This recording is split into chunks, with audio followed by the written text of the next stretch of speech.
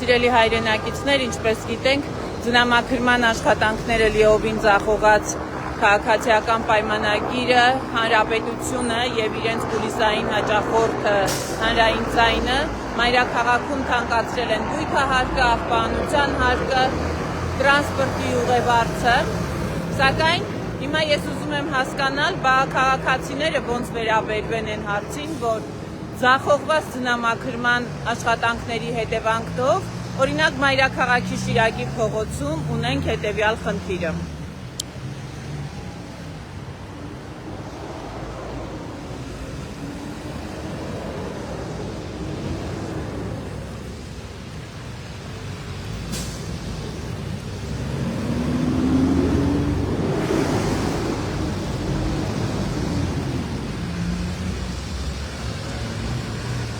Սրանք են ցեխերն ու փոսերն են, որոնց մեջ հայտնվելով քաղաքացիները վնասում են իրենց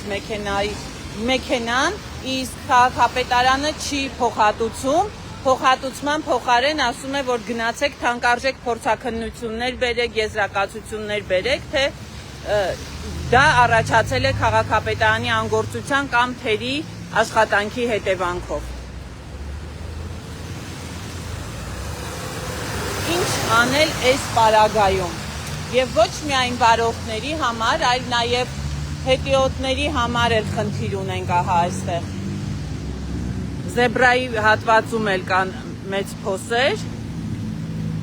եւ այս խնդիրները հրատապ լուծումներ են պահանջում։